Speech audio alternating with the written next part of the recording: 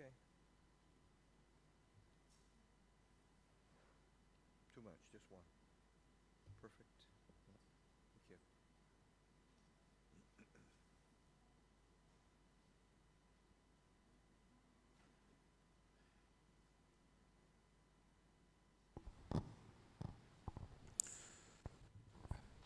Thank you everybody for coming today. Before we start, let's all pay respect to Pa Ajahn Kap by bowing 3 times. So, first bow. Second bow. And third bow.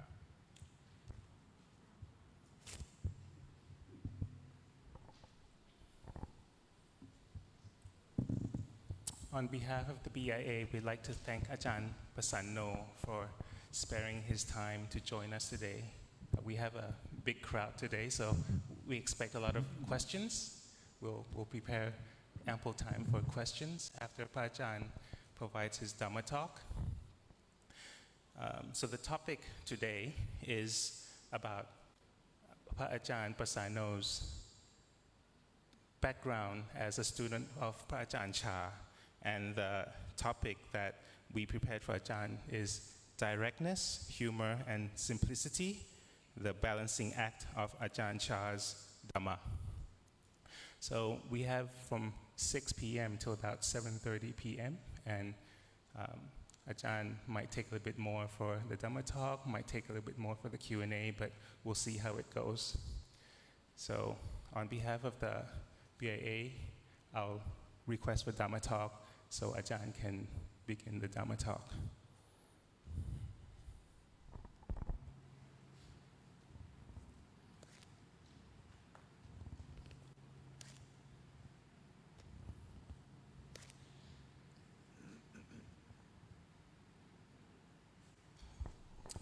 Brahma ja loka Tipati sahang pati Gat anjalianang Tiwarang ayachata Santi tasatta Parakha kachatika Te se tu dhammang Anukang Pimang Pachang.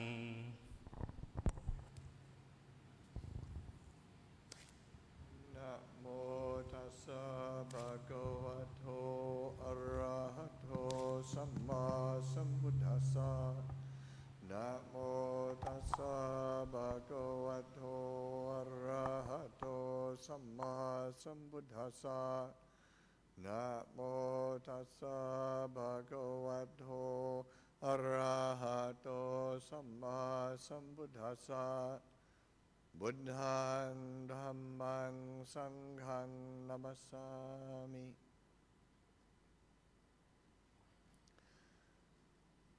So good evening everyone, and welcome to BIA. It's nice for me to be back here again. It's several years since I've been here, so it's always nice to be here, and we'll see what comes out, and we'll divide the time up from me giving some reflections, recollections, and then open it up for questions after that.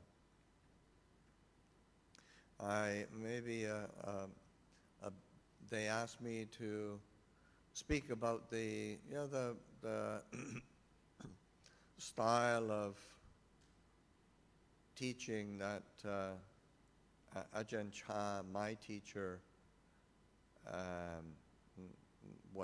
how he taught, and that sense of directness, simplicity, with a kind of a sense of humor, not overly tight and serious, even though, of course, what Ajahn Chah was talking about um, was uh, extremely important, but it's just so important to not get so wound up about it that you forget to see the absurdity of the human condition, and because this is really about the whole path that the Buddha laid down is a path leading out of dukkha, out of suffering, out of discontent, dissatisfaction. So it's you don't want to be creating more suffering, just thinking that if you become so if you excel at suffering, somehow it has a redeeming quality to it. So Ajahn Chah was very good at trying to get us, because there is a tendency amongst practitioners to be be sometimes overly tense and tight. It's like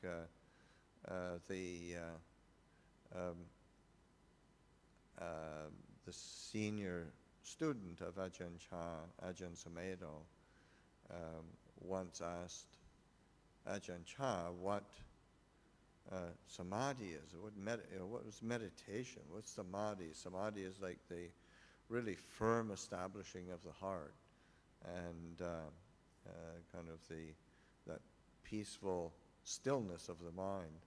But when he asked Ajahn Chah's answer was samadhi and meditation is a holiday for the heart, and it's, which is a turning it on its head and realizing that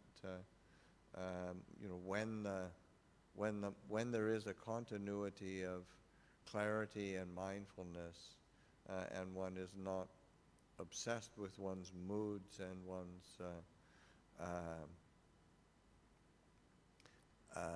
every single thought that goes through the mind, then it's quite a break, actually. That is a holiday for the heart. So it's an important point of reflection.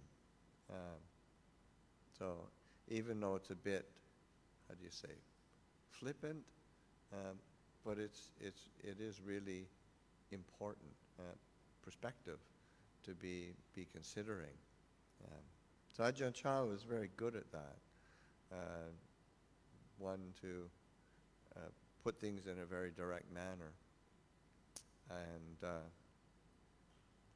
and keep things simple without getting overly complicated. I think that was one of his great skills, taking what is sometimes quite complex and difficult, and to distill it into its essence in a simple and direct way. Of course, some people might not even know who Ajahn Chah is, but say as my teacher,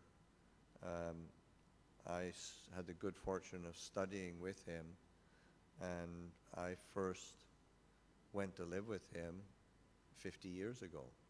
So that's, and of course he's passed away for quite a long time now. He passed away, he was a contemporary to Ajahn Buddhadasa, and even though they never got to personally meet each other, each had tremendous respect for each other. The one time that Ajahn Chah was really committed to going down to the south and visiting Ajahn Buddhadasa went ahead and built a dwelling place. A monastic dwelling place is called a kuti, and it's still there. It's the Ajahn Chah kuti in Suwon. It's still there, because it's Ajahn Buddhadasa built it to receive him.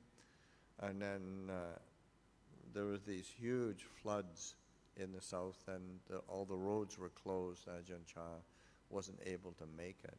And then it just never had, the occasion never came up again where the Ajahn Chah was traveling to the south of Thailand.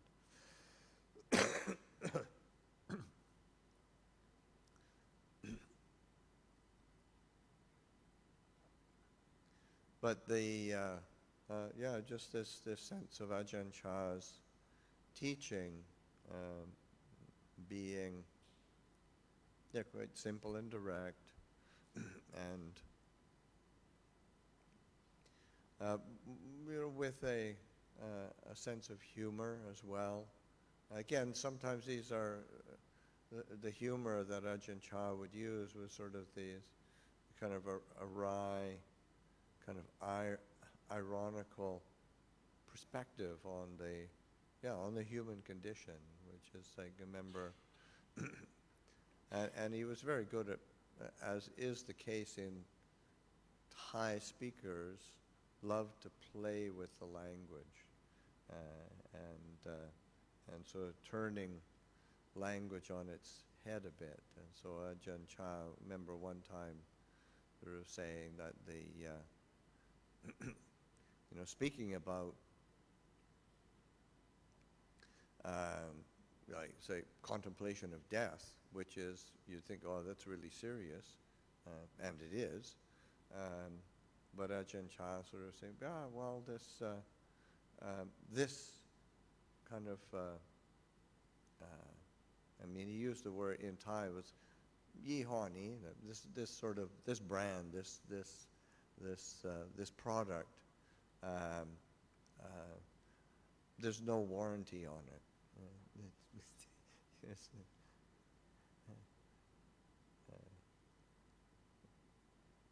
So it's when there's no warranty, you never know when you can't gauge how long it's going to last, when it's going to fall apart.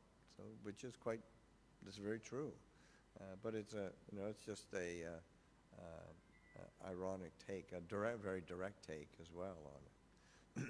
So the sense of Ajahn Chah would always point directly to two things. He was kind of fearless in that way, so that like I can remember for myself when the very first time that I went to visit Ajahn, I was already ordained as a monk in Bangkok, but I was newly ordained maybe a month, maybe not quite a month, and really didn't know what I was doing or what I got myself into, and but I heard about Ajahn Chah, I heard about the forest tradition, so I came up to Ubon, came to Ajahn Chah's monastery, and then I went there, and I had just arrived and paid respects to Ajahn Chah, which is what you do as a visiting monk. You pay respects to the senior monk, and Ajahn Chah kind of looked at me, without any kind of expression at all, and then just sort of quite bluntly said, if you want to stay here, you have to stay at least 5 years. Which, in my grand plan of what I was going to do as a monk, I figured if I could last 3 months and learn a bit about Buddhism, that would be good. So he burst that bubble really quickly,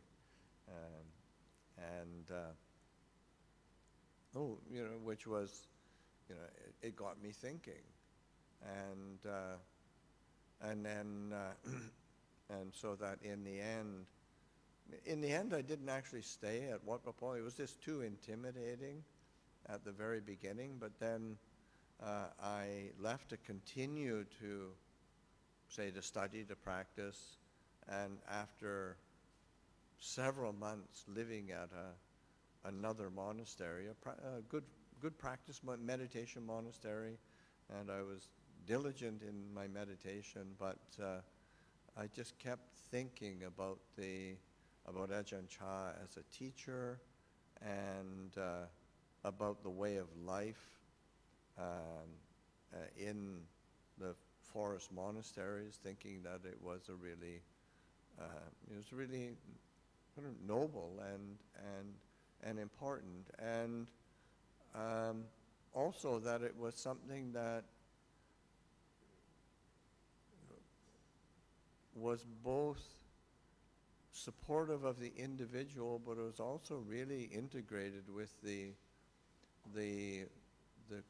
society around it, the villages around, because people were coming from all over to listen to teachings, to practice meditation, to do chanting at Wat Pah Pong. So it was like a spiritual anchor for the whole area around Ajahn Chah's monastery. So to me that was very inspiring. And so I ended up, thinking about it, so, and then finally it was sort of like, okay, 5 years is 5 years, I got to go and give myself to Ajahn Chah. But sometimes Ajahn Chah would do that. He would put you on the spot really quickly, and it wasn't done in it's like a aggressive way or I mean, it was challenging, but it wasn't intimidating.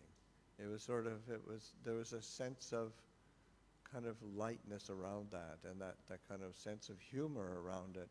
Okay, if you want to stay here, you have to stay for 5 years. Well, how's your mind holding that?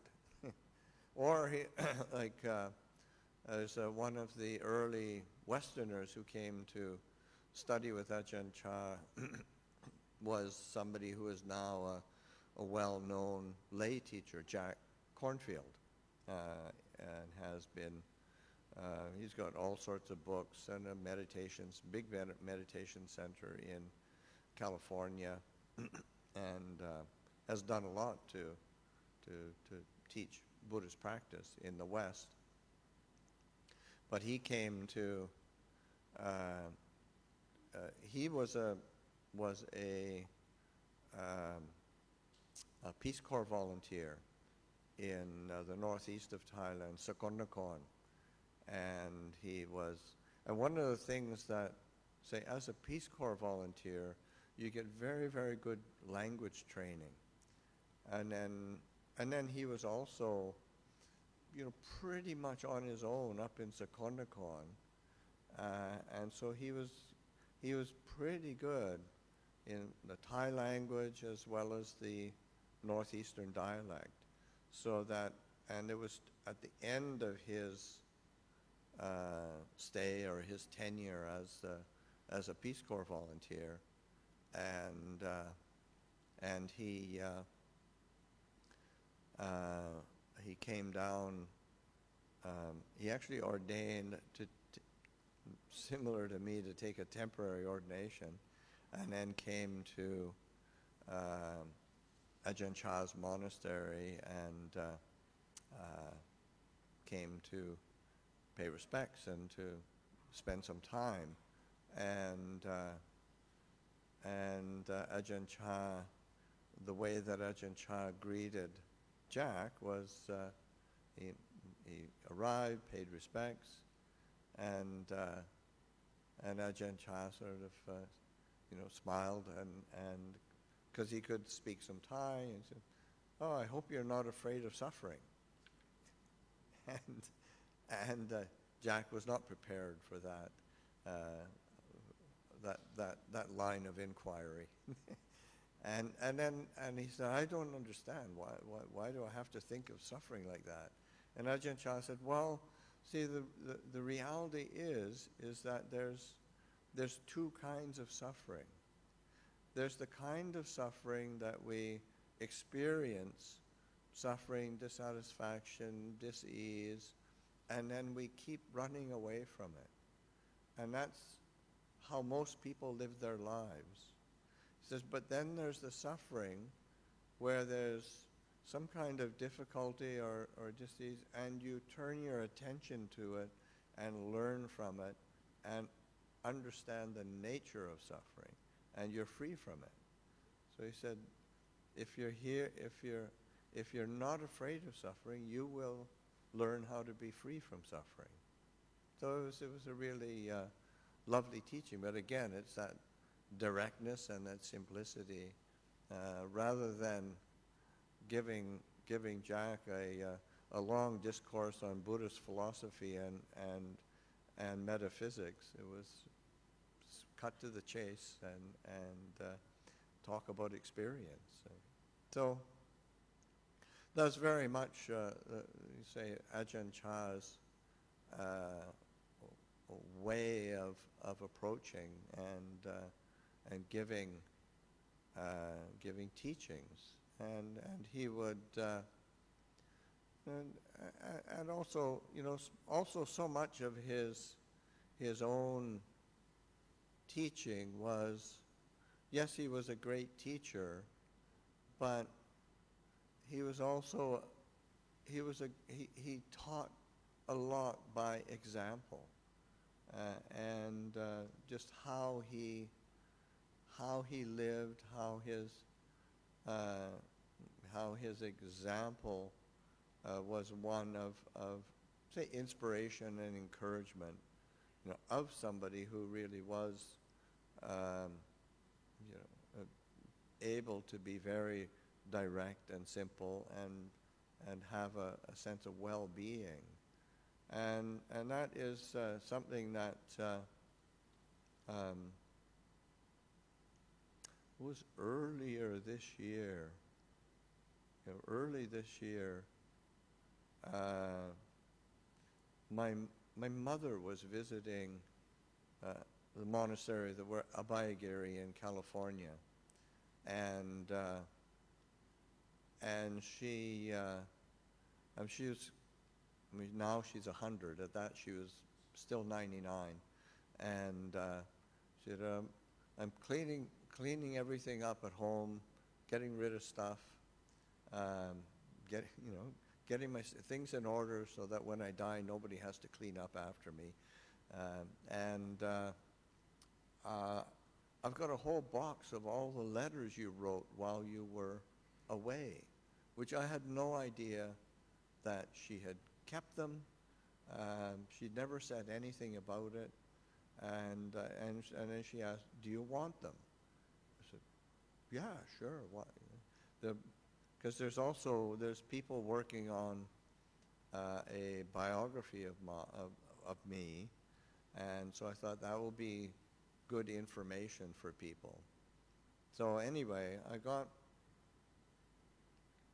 got this box of all the letters I wrote from when I very first left Canada to go off traveling, and as a young man, just finished university, and then to coming to Thailand and stumbling into monasteries and meditation and practice, and then taking ordination, not really knowing what I was doing, and then ended up staying. But there was a letter, and that was the only letter I actually read so far. I let other people read it. It was too much. But I was describing, or I was talking about the fact that, say, Ajahn Chah had sort of encouraged me to stay for at least 5 years, and this was probably in my second year, and so I'm finally telling my parents, I'm not going to be coming home for a while. I'm going to be here at least 5 years. But also what I was saying was, Ajahn Chah was as a human being, he's one of the only people I've ever met who is, or seen, who is just really peaceful, calm, steady, at ease with everything around him, and not shaken and not shaken by anything, and is actually quite happy. I said, if I could spend 5 years doing this and got a little bit of that well-being and happiness, I think it'd be worth it. So that, just his example is what was inspired me, not so much just discourses on Buddhist metaphysics or something, or Buddhist philosophy, but the example of how he lived and how he was as a human being. So it's, I think it's, I think that's how he affected many, many people, whether they were Thais or people from foreign countries like myself. And so it's that sense of him teaching and leading by example. And also just by making the lifestyle the teaching, so that, again, of course, mindfulness, meditation, investigation of the teachings is a very strong part of the way he taught, but he would exemplify it by just how he lived and how he encouraged us. And then also that so much of the teachings were very, very practical on how to, you integrate what you're doing into your mindfulness training, so that learning how to live as a mindful human being when you get up early in the morning and you put forth effort and you go on alms round in the local villages, you come back, you eat one meal a day, you look after your requisites, you look after your robes, you look after the things that you have, you make your own robes, you make the things that you use, like your, say for the monks' requisites, like we use our alms bowls when we eat, they're on a bowl stand. You make the bowl stand. You go and live in the forest and live under a tree with a kind of a big umbrella called a glot and a mosquito net, and you make those, and you sew the. Now you can buy all these in a shop. I don't know if it's very good or not, but in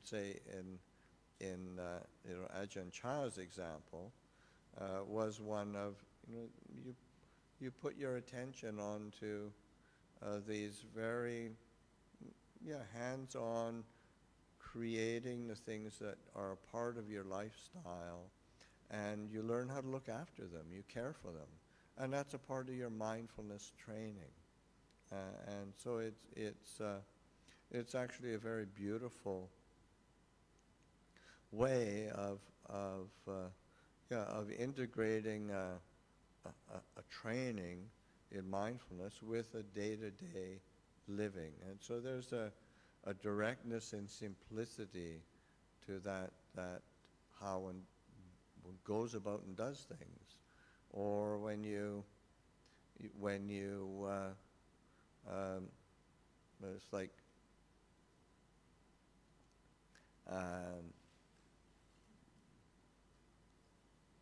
he would sometimes tease us Westerners because we tended to be so up in our heads and thinking all the time, trying to figure out Buddhism and meditation, and just if we could just think it through clearly, then we would understand it. And he said, I remember him one time sort of say, oh, yeah, these Westerners, they're really intelligent, but their feet are sure stupid. And it was sort of like, it was because because he would tease us, because we would, be walking through the forest and you get caught in a train of thought and you trip on something, you stub your toe on something, and we're always coming to the senior monks asking for Band-Aids and looking after these cuts and bruises that we could, or like, the Ajahn Chah's dwelling place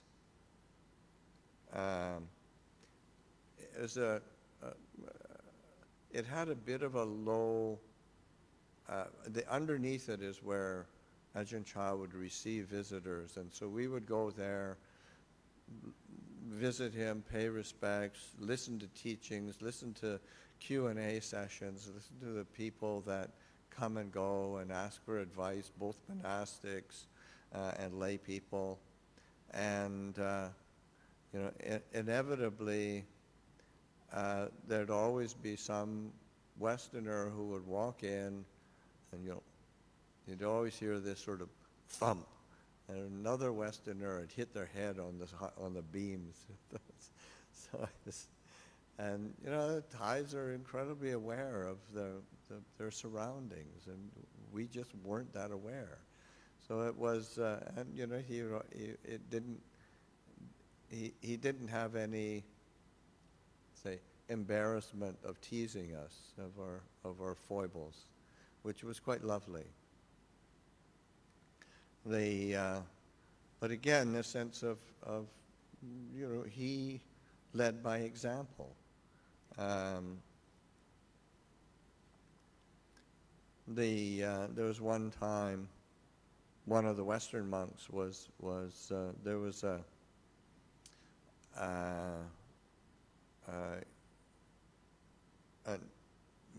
a meeting where there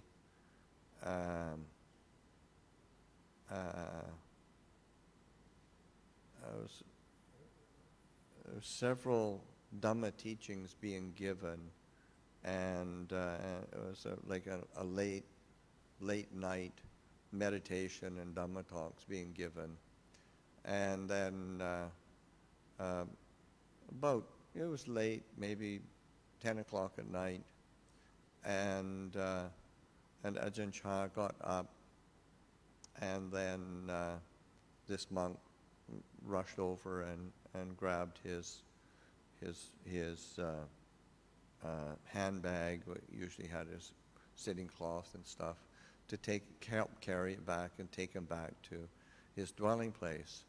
And Ajahn Chah just sort of simply mentioned, yeah, I've got to go back and rest. I've had malaria fevers for the last 3 days. But he'd still come out every day to lead the group in meditation and practice. But after, and I don't know if any of you have had malaria fevers.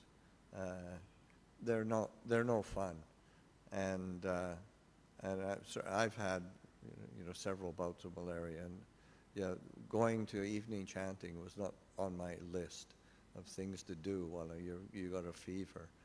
So, but Ajahn Chah would just leading by example, and again, this sort of, it's simple, it's direct, and it's inspiring when somebody is willing to do something for the benefit of others without thinking about their own preference or their own, even sometimes their own well-being. Sort of, because Ajahn Chah really wanted people to give themselves to the training, give themselves to practice, and if he led from the front, rather than sometimes people, a leader tries to push you from the back all the time, and it doesn't go over so well. But when you see somebody setting the example ahead of you, then you want to do it. You want to practice, and so that you want to train.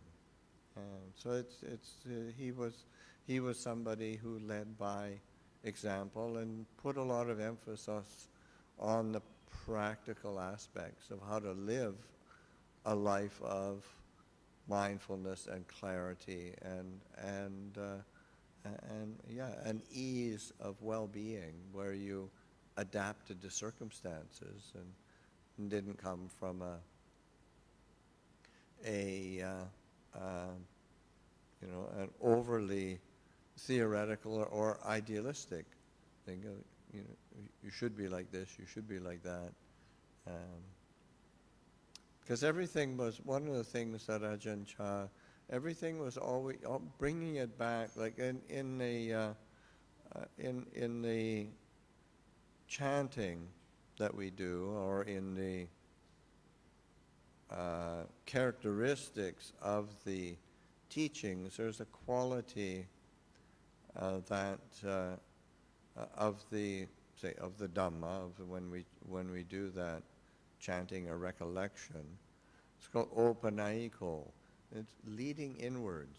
So everything you're drawing it inwards, and so that you're wanting to bring it back to your own personal experience. And Ajahn Chah would emphasize this over and over again. And that was a characteristic of his teaching. And it's like when even one time somebody is pointing out to somebody that that when we talk about the Noble Eightfold Path, as say in the books, of course, it's right view, right intention, right speech, right action, right livelihood. It said up to right concentration. Ajahn Chah said, well, the Eightfold Path isn't out there. It's in here. See, it's the 2 eyes, 2 ears, two nostrils, a mouth, and a mind. There's your Eightfold Path. Bring it back inside. Bring it back internally. Bring it back to your experience. And so it's really an important recollection to remind oneself what one is trying to do, rather than, again, making it theoretical or academic. How are you living it? What relevance does it have to your daily life? And it's just so important.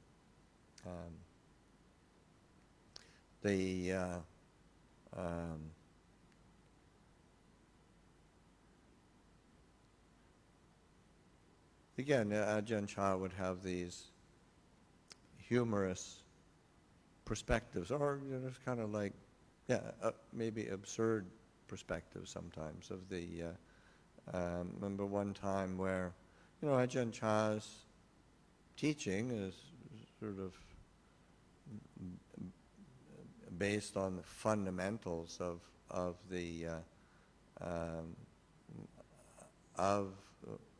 traditional Buddhism, and then but he was able to weave it in to ordinary circumstances.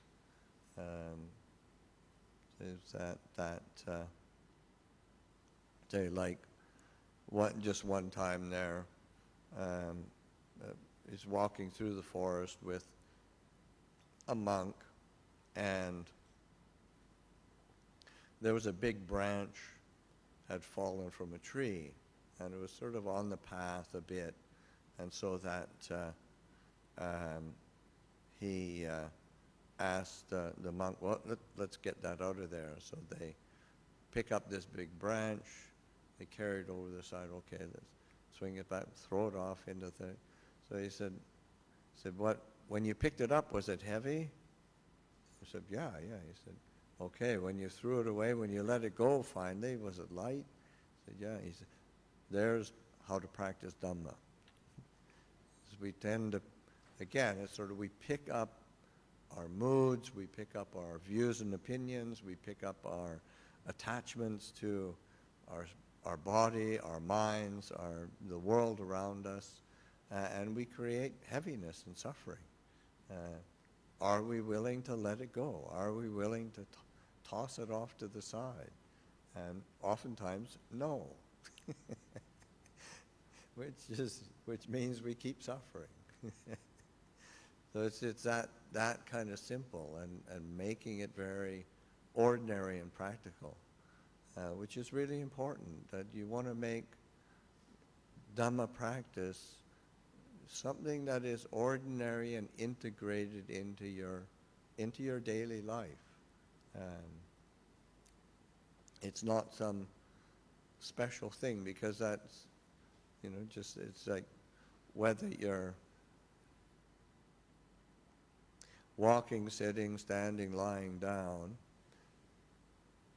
we can suffer in any posture.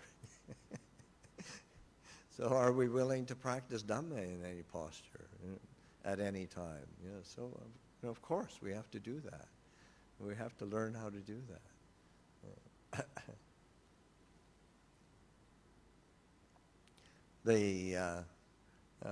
One of the things that Ajahn Chah was, again, very skilled at was his observations of the natural world around him. So that there was one time he just finished building a very nice ordination hall, and it does have a lot of concrete, but it's nicely done. And he was showing somebody the new hall, and they were looking at it, and then it was sort of, oh, there's already a crack in the concrete here. And so the cement is starting to crack, or the wall is starting to crack already. And Ajahn Chah immediately, no cracks, no Buddhism. Yeah, it was really just this observation. The reason why Buddhism exists and the foundation of the universal characteristics, that if one sees them, these are liberating insights into impermanence, unsatisfactoriness, and not self. Anicca, dukkha, anatta. And yeah, no cracks, no Buddhism. No impermanence, unsatisfactoriness, and not self. There's no opportunity for liberation. There's no point in having the teachings. But because there is impermanence, unsatisfactoriness, not self, these are fundamental truths, then we can be free. But you have to be willing to look at the cracks and not be intimidated by the cracks, or be disappointed by the cracks, or think that everything should be perfect. I should be perfect in order for me to be enlightened. Well, you can wait for a very long time, and you can put a tremendous amount of effort into it, but you have to be willing to kind of reflect and accept the limitations and foibles that are a part of the human condition. This sense of, no cracks, no Buddhism. It's a good reflection. There's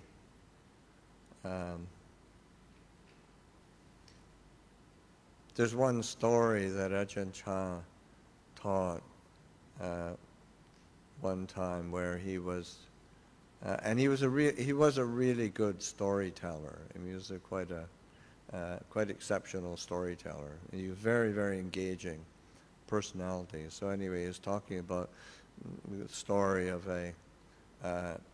one of the supreme patriarchs of Thailand, one of the head monks, senior monks of the in the kingdom, and is invited for a trip to go to China, and went to visit places in China and to monasteries in China, and people. So they gifted him this very, very special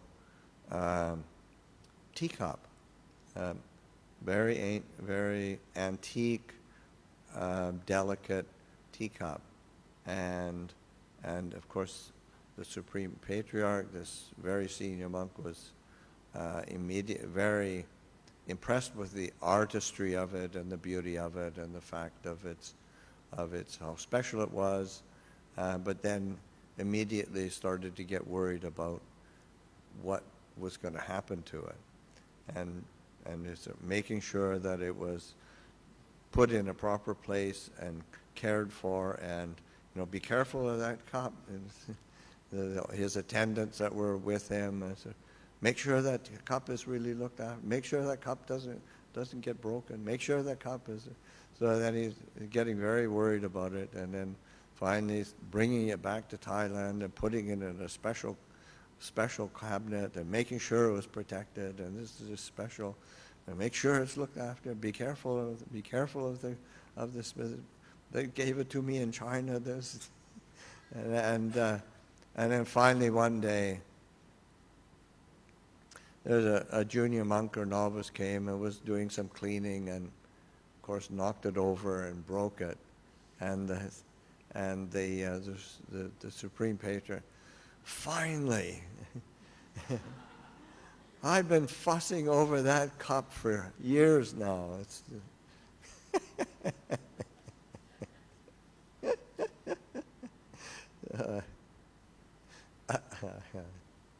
So that's sort of seeing the humorous side of our attachments and our foibles. It's something that Ajahn Chah was very, open about his own difficulties, and because sometimes I always found Ajahn Chah really inspiring, because he was very warm and engaging, but he was also, he was very open and honest about the difficulties that he did experience. Whereas sometimes you read the biographies of these great spiritual masters, and you think, well, how can I do that? It seems like they're born peaceful and wise, and they just get more peaceful and wise. So, how do you follow that? But Ajahn Chah was willing to talk about the times he struggled with anger, the times he struggled with lust, the times he got caught up in some view and opinion, and just be quite open about it. It made him very human and accessible, and then it made it even more poignant or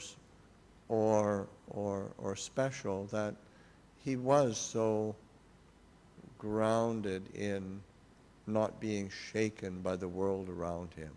And so that was just such a wonderful example of the fruits of practice, the fruits of meditation, the fruits of living a really skillful life. So anyway, I've rambled on with various memories popping into my mind, and I'll open it up for if anybody's got any questions, or more than welcome to ask. Han tamayang tamakataya satu karang tatama se satu satu satu anumotami. Thank you, Ajahn, for the Dhamma Talk. We'll now open the floor up to questions. So if you have any questions, please just raise your hand, and then we'll distribute the microphone. And in case it's closed, just turn on the button on top and wait for 2-3 seconds.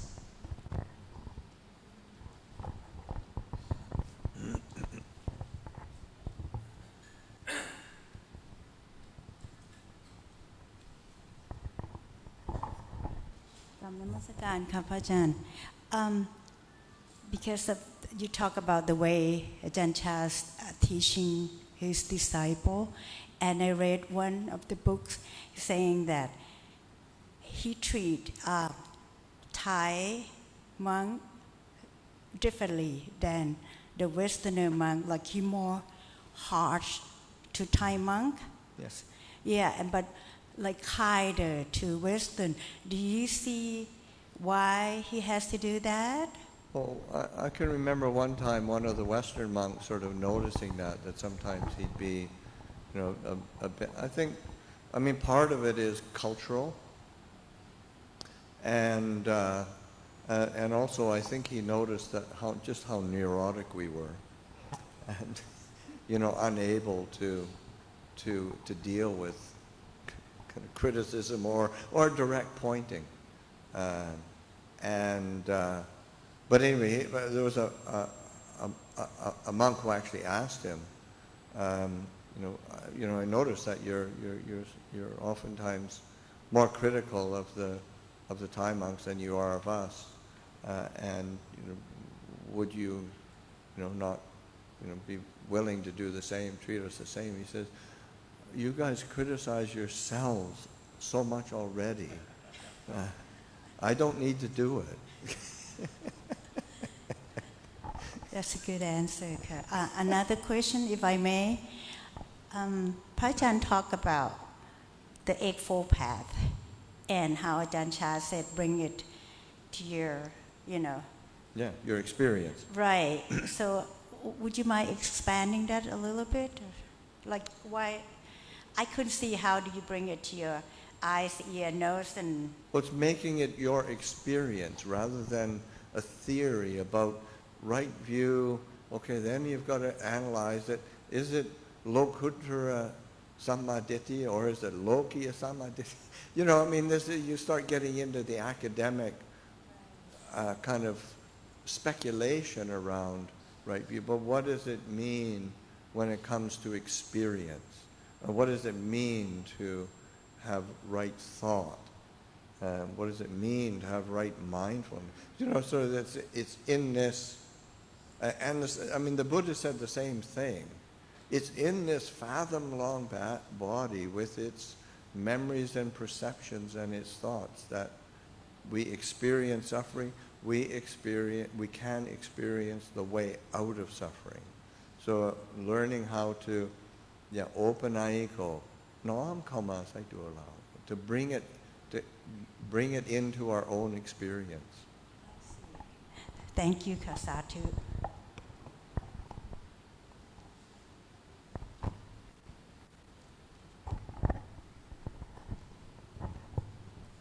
Any questions?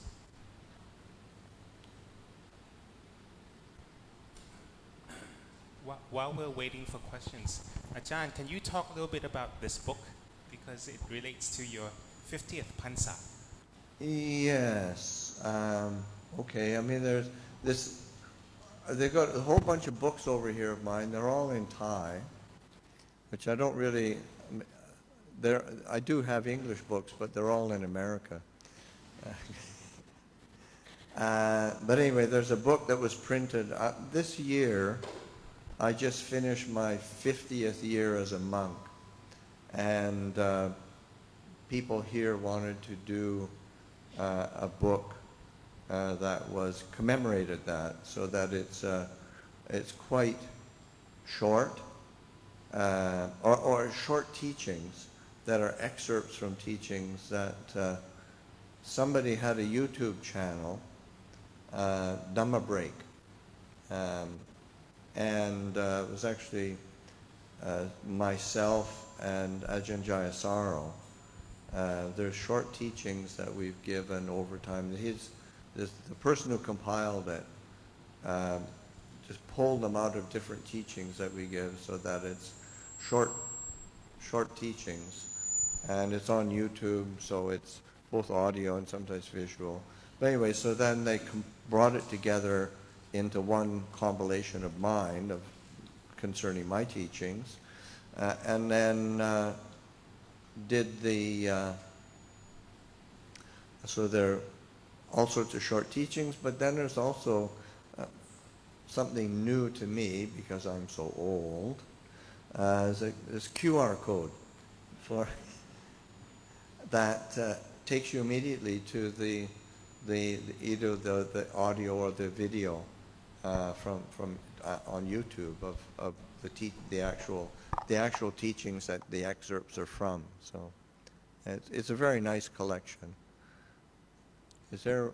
Okay, there is one book in English called The Last Breath, and it's that's an interesting book because it's in English, and it's me recounting an experience that I had of going to San Quentin prison outside of San Francisco, and there was a Thai man who was on death row for 16 years, and then he was executed.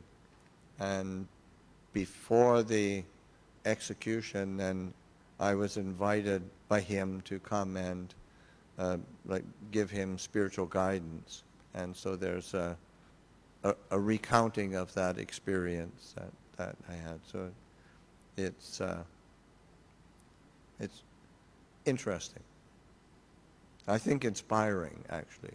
I mean, it's kind of sad, of course, the circumstances, but also the degree of clarity and self-development that this person accomplished is really, to me, very inspiring.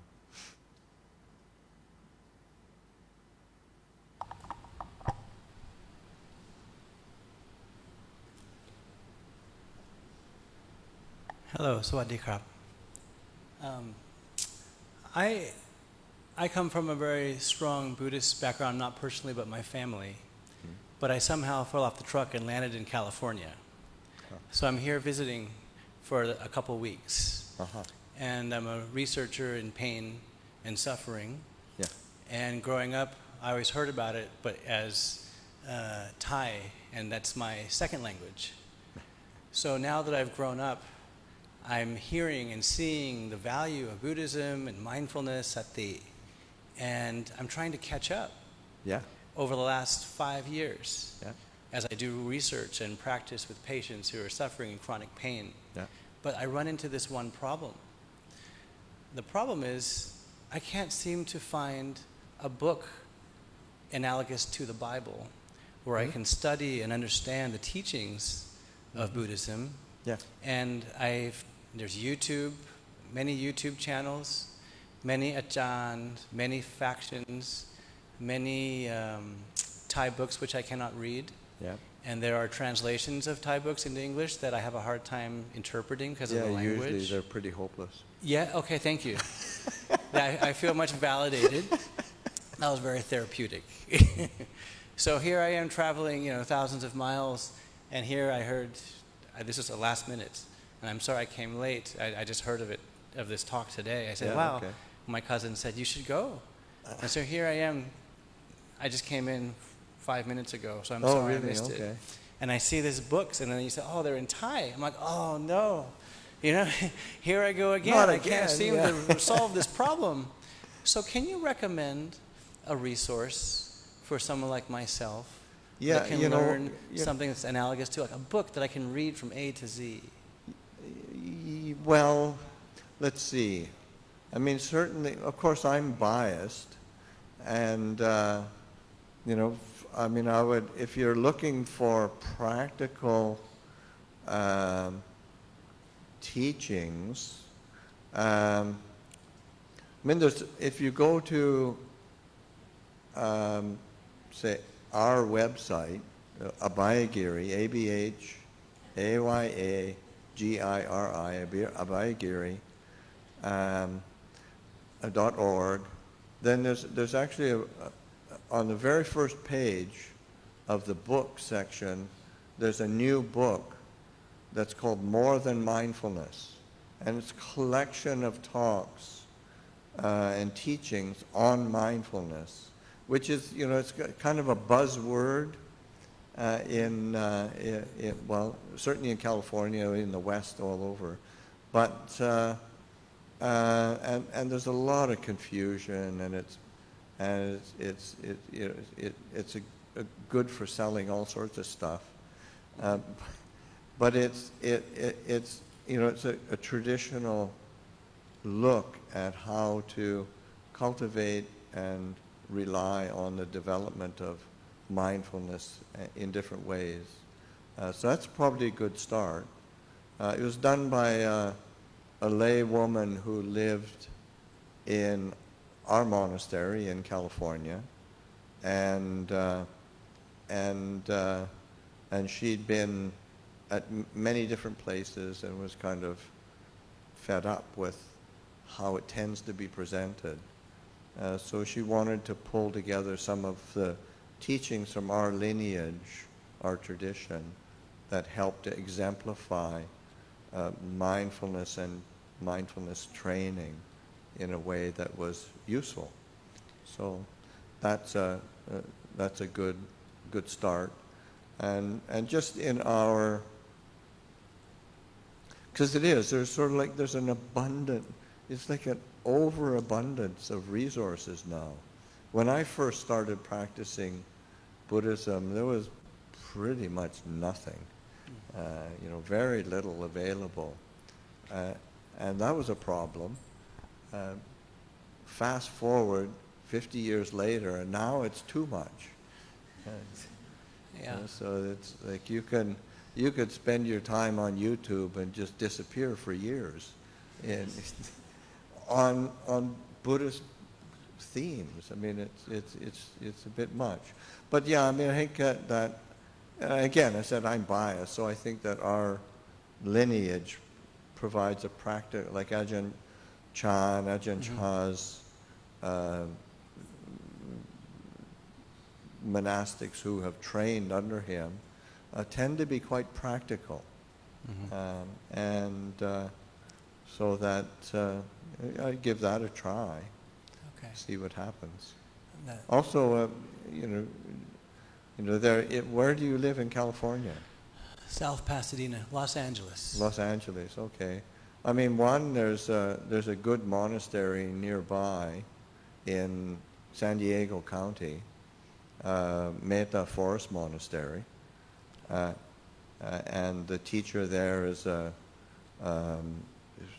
he's a good teacher. He's a good translator, incredibly diligent in a lot of translation work, both from the Pali scriptures, but then also the Thai traditions. And then I'll say the monastery that I live in is about 2.5 hours north of San Francisco. Both of those places are forest monasteries. Thank you. That sounds like a good next step after the book. Yeah, and check out the websites of both of those places. See what you... Thank you.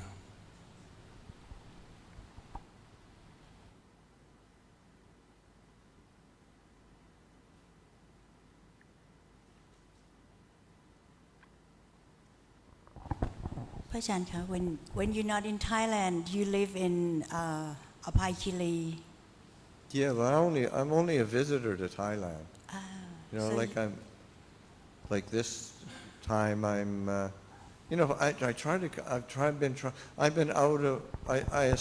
went to help establish a Bayagiri, got there sort of New Year's of 1997. So what's that, 27 years ago? And, but I've been trying to come back every year for a visit to keep my connection. I feel very strongly connected to Thailand, and I just have a tremendous debt of gratitude to my teachers and to the lay community in Thailand. So I usually come and spend 3 or 4 weeks each year. Yeah, I think I only missed which everybody missed, the pandemic left a gap in all sorts of everybody's lives.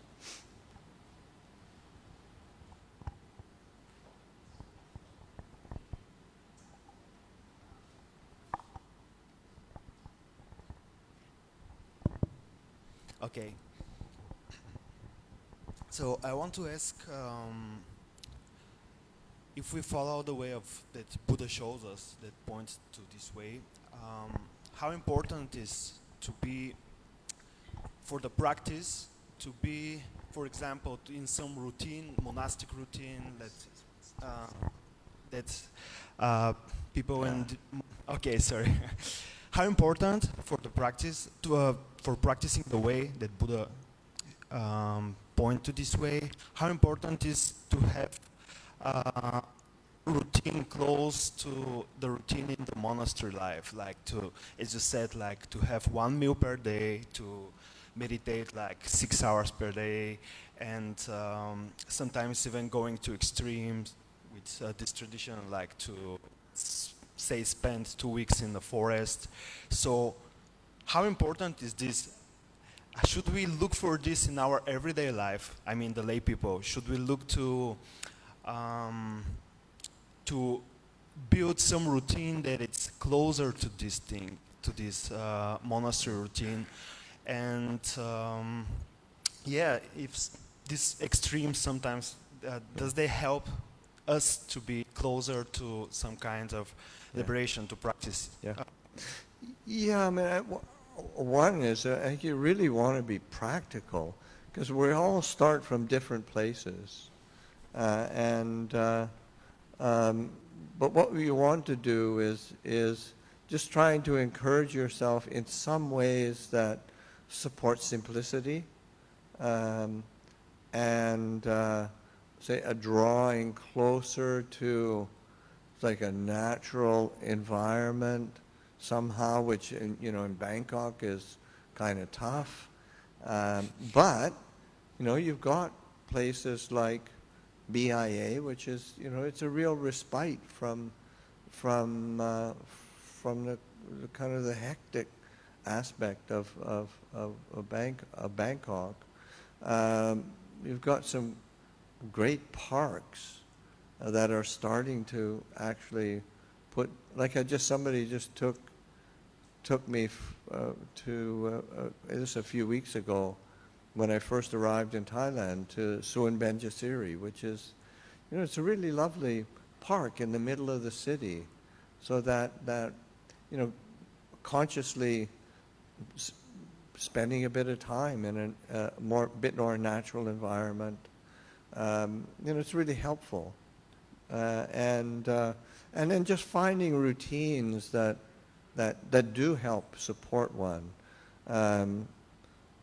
because sometimes you can get on paper and in theory you should be doing all sorts of things, but what's actually interesting to you that is kind of helps to settle the mind, that helps the mind to be a bit more clear, certainly drawing close to other people who are practicing.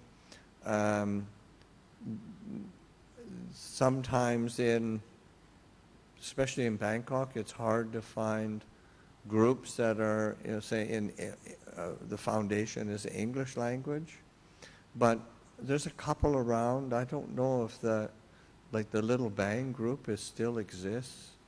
Do they still exist? Yeah. So that's a group. BIA tends to have things in English from time to time, and then having a place to plug into where you start realizing that there are other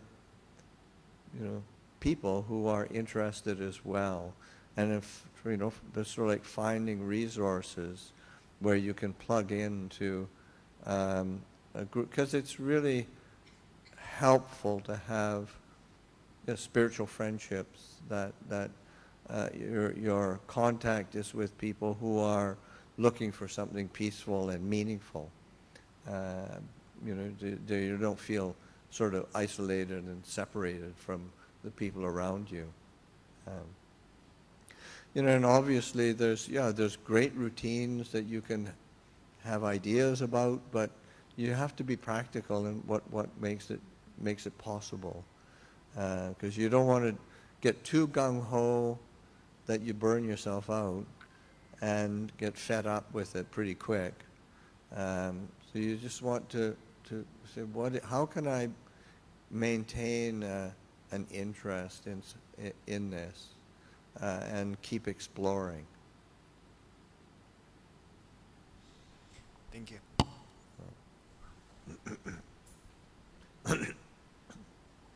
We have time for maybe one last question. Any takers for last question? Oh, 2 takers. 3. Okay, so.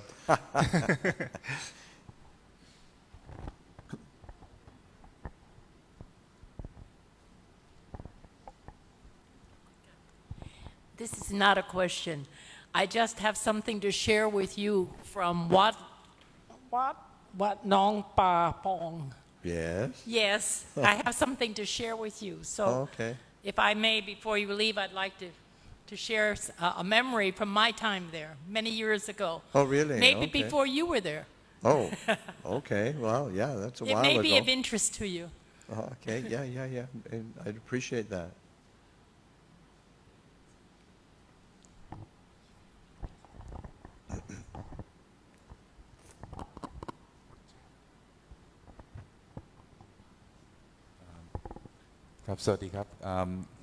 So in terms of the health and the peaceful journey within as related to health, would you please share some advice or some guidance in that regards? Thank you. About health? Health and Well, I mean, one is, again, this, like the Ajahn Chah sort of saying, this product is there's no guarantee. There's no warranty on this at all.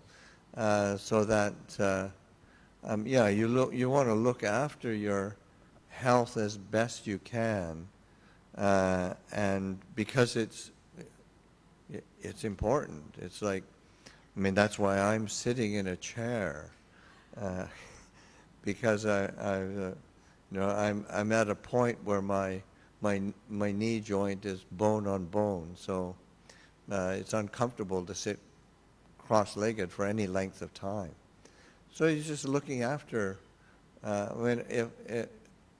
If I was sort of, when I came in, there was a seat set up for me to sit cross-legged on a over that. That was there. I realized, no, I can't do that anymore. I just have to acknowledge the limitation of the physical body, and so that you look after yourself as best you can without getting too obsessed that you're ever going to be completely and fully healthy, because there's no such thing. You're healthy for short periods of time when you're lucky.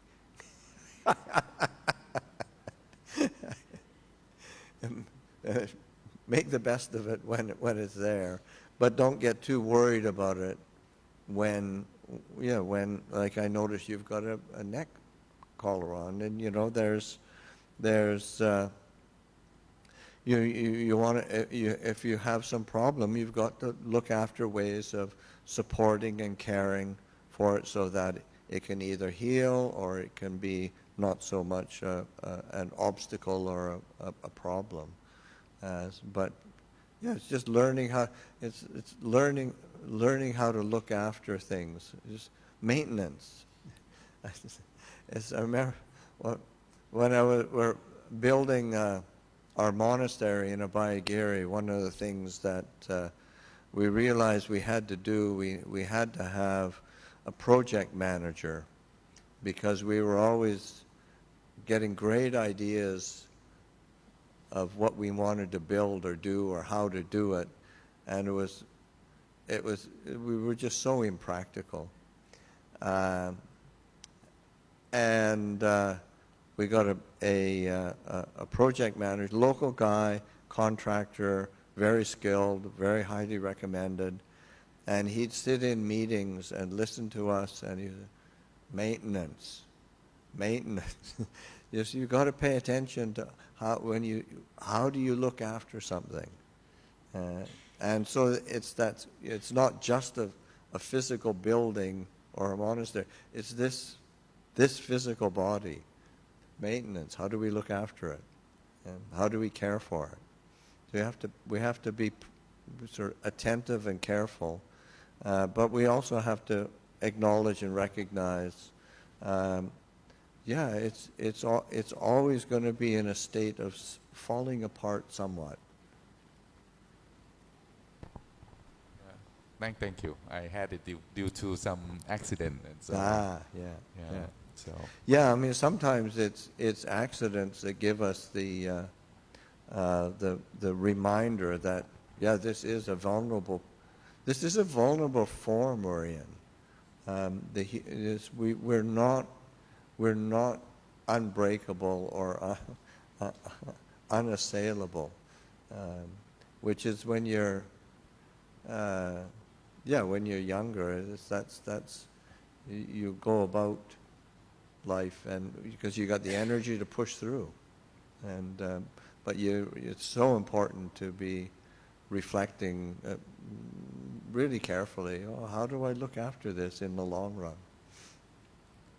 The reason I ask is that because I think there's a lot of I'm trying to research. There are some talks about energy medicines and things about internalizing and those kind of connecting with the energy both inside and outside. And I don't know if the practice or the learnings of Ajahn Chah of your recommendation is as such aspect like that you can share. Yeah, I don't know. Sometimes, it really depends. I mean, there's lots of views and opinions and ideas, and there's no end to them. And in the end, it's going to be very, very individual. Some people, because some people have some success with something, and then they try to universalize it as if it's should be good for everybody, and you just don't know. So you have to learn how to really have to figure out how to look after yourself and what works for yourself, and what works for you might not work for other people very, very well, or what works for other people might not work for you. So you have to be very, very practical and interested. Both interested in what works, also interested in what fails. Thank you very much. I think we had one last question from the back. Was there one more question? Oh, from here. No, my mistake. It's from here. ค่ะอาจารย์นมัสการเจ้าค่ะ when we are experience suffering and we're not practicing to the point yet, do you have recommendation or guideline what we should do instead of just stand for it or experience it? And when we experience suffering, it's really suffering because we see it clearly. Yes. How to let it go? Or well, the thing is I think one of the things is being willing to. It's like that what I was saying, like how Ajahn Chah received Jack Cornfield, in that sense that there's fundamentally two different kinds of suffering. There's the suffering that we keep running away from, or we're afraid of, or we're averse to, or we're overwhelmed by, and or we get caught up in worrying about. But then there's the suffering that we're willing to learn from. And so that learning how to turn, because that's one of the in the teaching the Buddha gave on the Four Noble Truths. Each of the Noble Truths has a duty or a response, that an appropriate response that is given, so that with the noble truth of suffering, what the Buddha says we need to do, or the response that we should give, is it should be known clearly. So that, and usually we try to get rid of it, we try to rationalize it, we try to run away from it in some way, shape or form.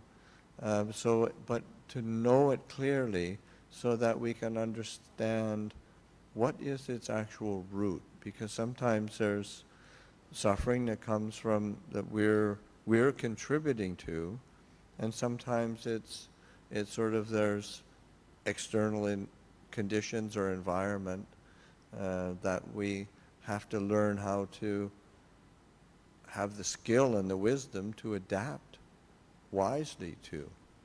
So it's each time it's something that we need to give a wise response to it, rather than having a pat formula that this is what I do when I suffer, other than just suffer more.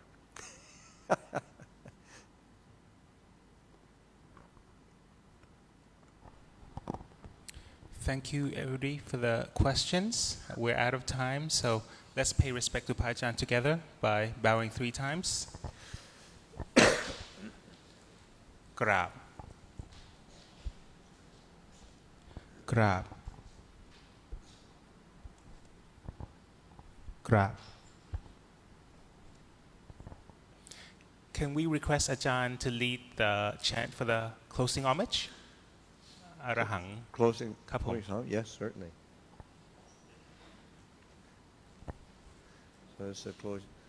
Arahang Samma Sambuddho Bhagava Buddhang Bhagavanta Abhivadhemi Soakato Bhagavata Dhammo Dhammang Namasami Supatipanno Bhagavato Sāvaka Sangho Sanghang Namami. Okay, good evening everyone. Go well. Thank you, Ajahn. If anybody has personal items to offer to Ajahn, or a personal message, please